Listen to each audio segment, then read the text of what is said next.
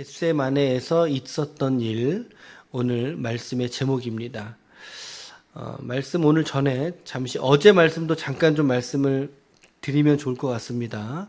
어제는 이제 6월절 만찬을 통해서 마지막 식사, 우리가 성만찬으로 알려져 있죠.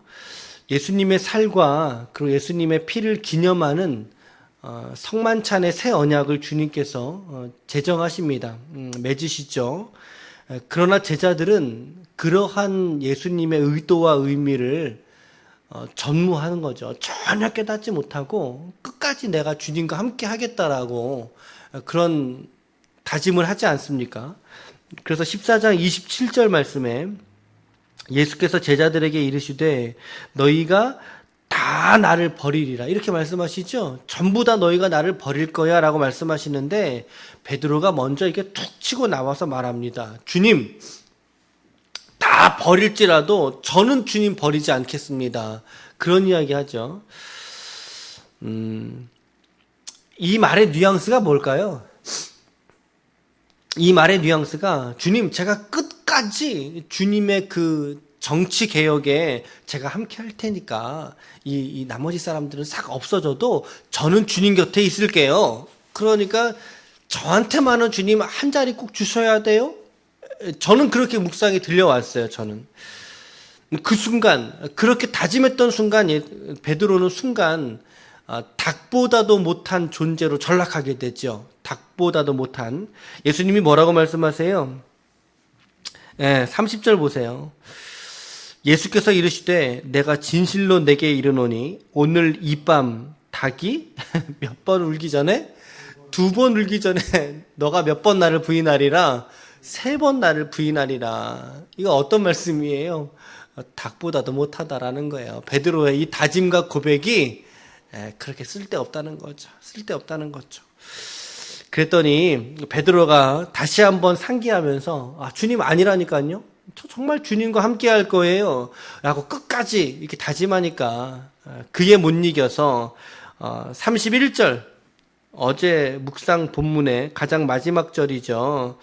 모든 제자도 이와 같이 말하니라 이렇게 돼 있어요. 그러니까는 제가 주님 끝까지 버리지 않겠습니다 라고 하는 이 말은 베드로만의 고백으로 끝나진 않았네요. 보니까 베드로에게서 이제 모든 제자들의 같은 다짐으로 지금 이렇게 예수님께 약속을 드린 거죠. 이런 단합이 있고 난 이후에 예수께서 그 제자들을 데리고 지금 이제 조금 나지막한 산인 동산인 겟세마네라고 하는 감람산의 일부인데요. 낮은 언덕에 위치하고 있었다고 합니다. 예수님이 즐겨 찾으셔서 기도하셨던 자리죠. 지금도 우리가 성지 순례를 가면 갔던 사람들 순례자들이 반드시 꼭 들리는 자리라고 합니다. 이 곳이. 그곳을 일단은 제자들을 좀 머물게 하시면서 33절 보세요. 33절에 보면 베드로와 야고보와 요한만 따로 데리고 가십니다. 요한만 따로 데리고. 팀장이라고 말씀드렸죠. 이 3명, 여기에 이제 한 명을 더 추가한다면 안드레 정도가 이제 팀장입니다. 근데 이 중에, 이 3명의 인물 중에 베드로는 어떤 사람이에요? 바로 조금 전에 있었던, 나 정말 예수님 결코 부인하지 않겠습니다 라고 가장 앞장서서 대답했던, 다짐했던 제자가 베드로예요. 그리고 야고보와 요한은 어떤 사람이죠? 혹시 기억하시겠어요? 야고보와 요한은 어떤 사람이에요? 바로 얼마 전에 예수님께서 그러셨잖아요. 너희가 나의 받는 세례와 내가 마시는 잔을 너희가 마실 수 있겠느냐? 라고 물을 때에 주님, 저 그거 마실 수 있습니다 라고 호언장담했던 두 인물, 바로 야고보와 요한이죠. 이제 그들을 데리고 겟세마네에서 조금 더 외진 곳으로 들어가신 거예요.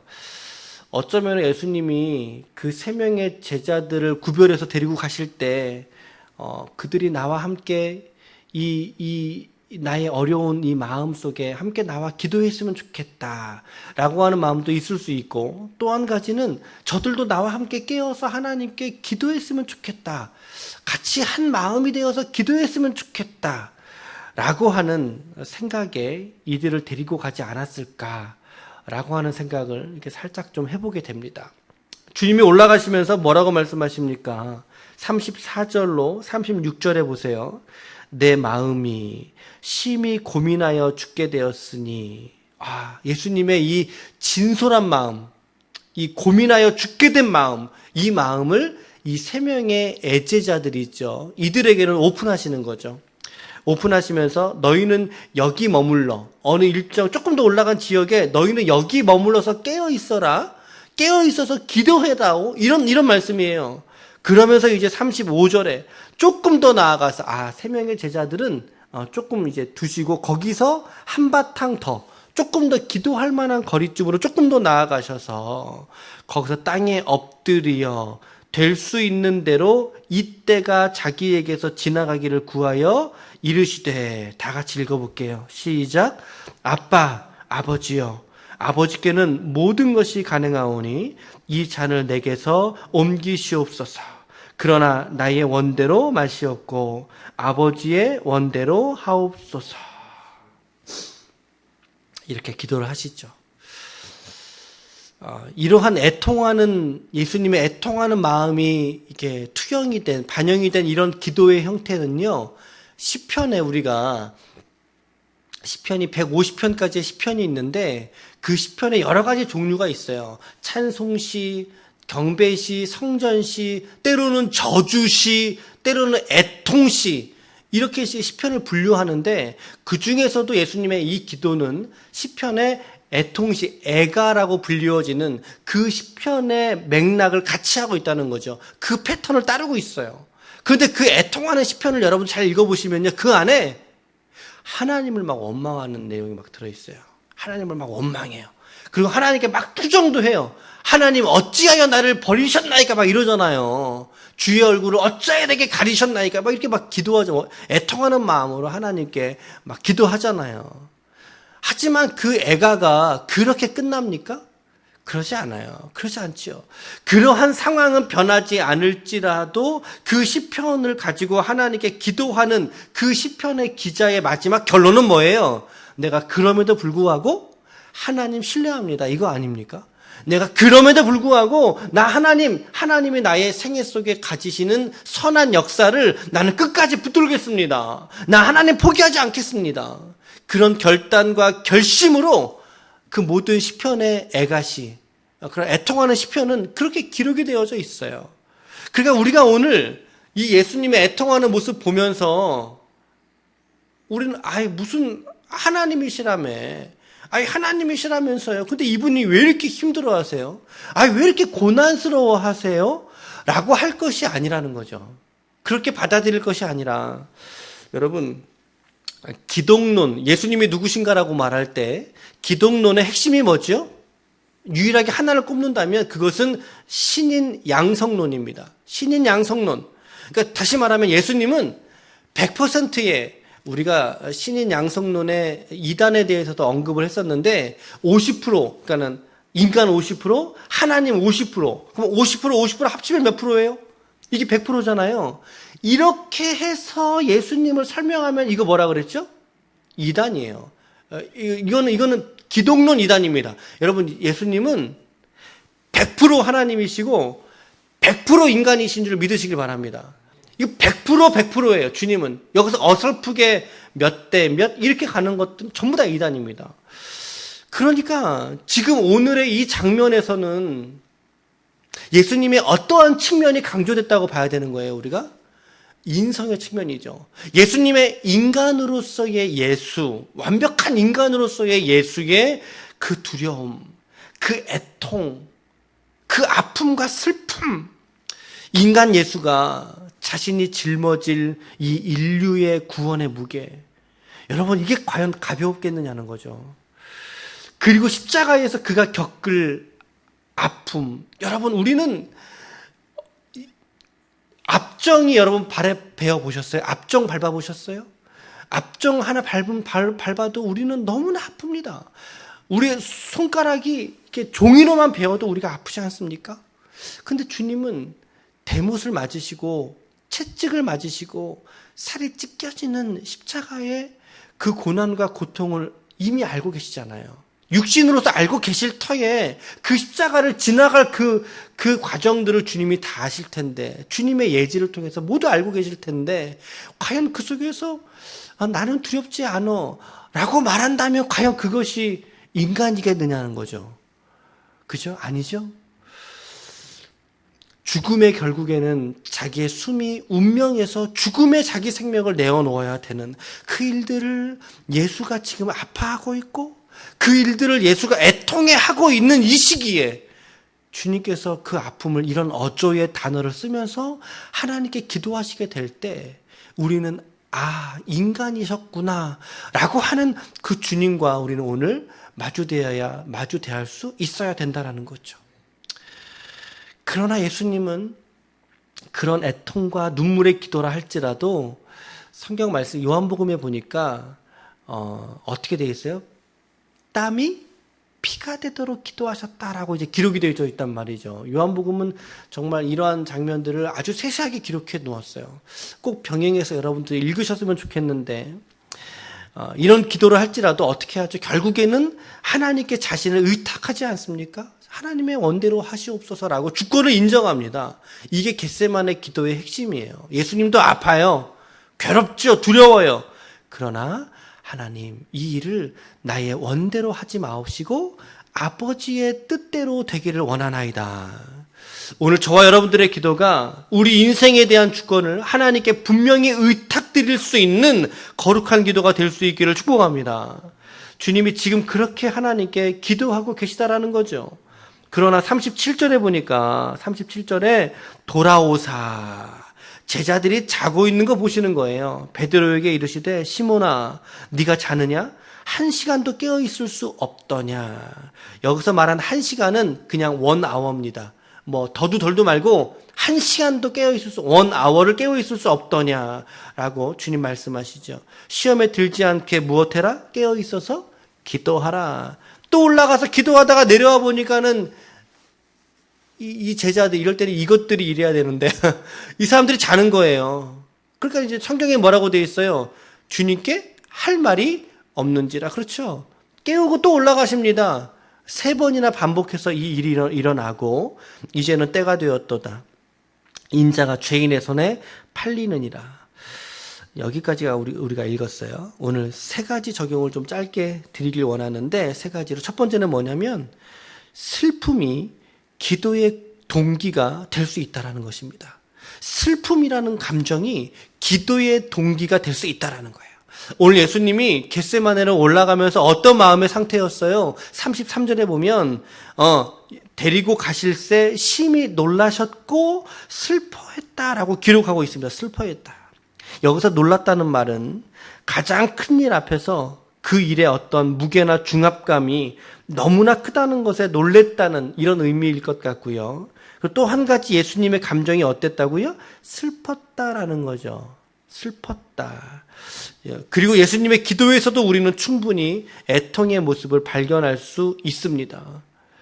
여러분, 우리가 일부러 기도하기 위해서 슬퍼질 이유는 없어요. 그럴 필요는 없지만, 그러나 우리의 인생에서 우리가 슬픔과 어려움과 고난을 만났을 때 지혜로운 사람은 그 기도 제목 가지고 있잖아요. 아니, 그 슬픔을 가지고 주의 성전으로 찾아와서 기도하기 위하여 엎드린다는 사실입니다. 그런데 미련한 사람은 어떻게 해요? 자기가 당하는 고난, 슬픔을 모두 다 맞은 뒤에 모든 상황 다 종료가 됐어요. 그래서 주님께 홀딱 비맞은 모습으로 주님이라도 더 이상 어떻게 손쓸 수 없을 지경에 이르러서야 주님께 기도하러 나온다면 그거 얼마나 지혜롭지 못한 모습일까요? 오늘 주님 보세요. 물론 주님이 이러한 단편적인 이유 때문에만 하나님께 하셨겠습니까만은, 그러나 오늘 우리들은 이 주님의 모습을 통해서 슬픔이 오늘 우리의 기도의 동기가 되고 어쩌면 우리로 하여금 하나님 앞에 더 정직하게, 정말 주님이 하나님 앞에 애통하는 마음으로 정직하게 기도하지 않습니까? 우리의 마음을 다 쏟아서 기도하게 만드는 통로가 바로 우리가 이 땅 가운데 경험하는 슬픔이라는 감정이 될 수 있겠구나 라고 여러분들이 슬픔을 사용하시라는 거죠. 슬픔을 이용하시라는 거예요. 그렇게 여러분, 우리가 슬픔이라는 감정을 너무 우리의 마음에서 몰아내지 마시길 바래요. 그 슬픔 안에서 내가 하나님께 나아가고 그 슬픔을 내게 주신 이유와 목적을 깨달을 수 있다면 그 사람이 그 슬픔 속에서 지혜로운 기도자가 될 수 있지 않겠어요? 그런 슬픔이 있을 때 누구는 이것을 아유, 나 이거 슬픈 거 아니야. 막 애써서 막 기쁜 척 하잖아요. 여러분, 그러면 정신병 걸립니다. 정신병 걸려요. 그러지 마세요. 그렇게 여기는 것도 옳지 않고요. 혹은 그 슬픔의 100%가 아니라 110%막 지배되어서 아무런 생활도 하지 못할 정도로 그 슬픔에 잠식되는 것도 역시 주님이 원하시는 삶은 아니에요. 주님이 원하는 게 뭘까요? 슬픔을 인정하는 거죠. 슬픔을 인정하는 거예요. 여러분들에게 오늘 찾아온 인생의 슬픔이 있습니까? 그것을 막 업수히 여기기보다 그 슬픔을 내가 부여안고 인정하고 그 슬픔을 부여안고 여러분 하나님의 전으로 나와 기도할 수 있기를 축복합니다. 여러분들이 슬픔의 눈물을 안고 주님께 와서 기도할 때 주님이 그 슬픔을 변하여 기쁨이 되게 하실 줄로 믿습니다. 이러한 영적인 통찰들을 우리가 기도 속에서 슬픔의 감정을 가지고 주님께 기도하면서 우리가 깨달을 수 있다는 거죠. 오늘 예수님은요,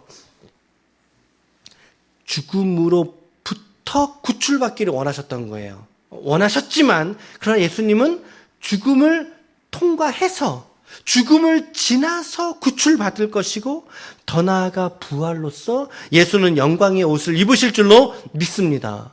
그러니까 오늘 우리들은 어떤 고백이어야 되죠? 내게 슬픔이 있다면 이 슬픔이 나와 상관없는 것처럼 여기지 말고 그 슬픔을 통과해서 그 슬픔을 지나서 기도할 때 하나님께서 오늘 저와 여러분들에게 하나님의 영광을 경험하게 하실 줄로 믿습니다. 아멘. 두 번째는요, 기도는 관계에 기반해야 된다라는 거예요. 무엇에 기반하라고요? 관계에 기반하시라는 거죠. 예수님이 기도하실 때 하나님께 뭐라고 부르면서 기도했어요? 오늘 말씀해 보니까 36절 보세요. 이르시되 시작 아빠 아버지여. 그렇죠? 하나님께 뭐라고 말했다고요? 아빠 아버지여라고 말했어요. 지금 여러분들이 생각하시는 그 아빠가 맞아요. 우리 어린아이들이 부모님 부를 때 뭐라고 불러요? 아빠, 엄마 부르죠? 그 아빠예요. 근데 이 단어가 사실은 그렇게 권장할 만한 단어가 아니었다 그래요. 관습에, 유대 풍습에 보면 유대인들도 기도할 때 하나님을 아버지라고 이제 호명하면서 기도를 했다고는 하는데, 그런데 개중에 아빠라고 하는 이런 친밀한 단어를 써서 하나님을 경망스럽게 불렀거나 그러한 경우는 좀 없다 그래요. 그렇게 하지 않았다는 거죠. 그랬기에 오늘 예수님의 이런 표현은 그 시대의 기도의 관습을 깨버린 거죠. 기도의 관습을 깨버리시고, 야, 진짜 기도는 너희들이 하나님 앞에 그렇게 형식 차리고 기도의 순서 따지고 논리적으로 기도하는 게 아니야 라고 하는 것을 주님이 지금 보여주신 거예요. 예를 들어서 여러분들의 자녀들이 여러분들에게 찾아와서 예를 들어 돈 달라고 그럴 때 어떻게 말해요? 서론, 본론, 결론 다 따져가면서 돈 달라고 하던가요? 그렇지 않잖아요. 점잠 빼던가요? 아니라고요. 그냥 와서 아빠 나 돈 줘요. 100원만 1000원만 나 이거 필요해요. 그걸로 끝이에요. 물론 우리가 하나님께도 그렇게 하자는 건 아니지만 그러나 그 아빠라고 하는 그 단어가 주는, 그 관계가 주는 신뢰는 기도의 모든 형식을 다 파해버린다라는 거죠. 아유, 내가 어떻게 하나님께 기도해야 될까? 염려하지 마세요. 아빠라고 불러보세요. 하나님 앞에. 하나님 앞에. 오늘 여러분과 하나님은 어떤 관계이십니까? 어떤 관계이세요? 예. 혹시 하나님을 삼촌이라고 생각하고 계신 건 아니십니까? 하나님은 여러분과 저의 아빠, 아버지가 되시는 줄로 믿습니다. 하나님은 나의 아빠가 되세요. 그러니까 오늘 이 새벽에 혹은 여러분들이 기도의 자리에서 하나님을 친근하게 아빠라고 한번 불러보십시오. 주님이 무엇이라 우리에게 말씀하시고 어떤 기도의 세계로 이끌어 가실지 영적으로 깨어서 하나님을 친근하게 부르셨으면 좋겠어요. 마지막 세 번째로는 깨어있는 방법으로는 기도가 유일하다는 거죠. 기도가 유일하다. 예수님이 그토록 제자들에게 너희들 깨어있어라, 깨어있으라고 말했음에도 불구하고 여기서 깨어있는다는 표현은 영적으로 깨어있는다는 걸 말씀하겠죠. 일단은 또 한 가지 오늘 말씀의 표면에서 읽혀지는 것은 뭐죠? 육신적으로도 너희가 좀 나와 함께 깨어있어 다오. 그 말 아닙니까? 근데 이 두 가지의 요청에 결국에는 가장 유일한 방법, 깨어있는 방법이 뭐예요? 기도밖에 없다는 사실이죠. 영적으로든 육신적으로든 우리가 기도에 헌신하게 될 때, 기도에 매진하게 될 때 우리의 영혼이 맑아져요. 영혼이 맑아져요. 그리고 우리 육체가 깨어나는 것들을 우리가 경험하게 되지 않습니까? 저도 이런 새벽에 이렇게 나오다 보면 피곤하죠. 졸립죠. 그런데 이렇게 설교를 섬기고 이렇게 기도하려고 딱 앉아서 기도하다 보면 물론 뭐 앞뒤 반동, 좌우 반동하면서 기도하는데 기도를 한참 하다 보면 어느새 내 생각들이 말끔하게 깨어 있는 것을 경험하게 됩니다. 여러분, 내 영혼이 잠들지 않는 유일한 방법, 가장 강력한 방법은 바로 기도에 있는 줄 믿으시길 바랍니다. 기도에 깨어있는 성도가 되시길 축복합니다. 덧붙인다면 말씀과 기도에, 그렇죠? 말씀과 기도에. 존 버년의 책인 철로역정 아시죠? 철로역정 아시죠?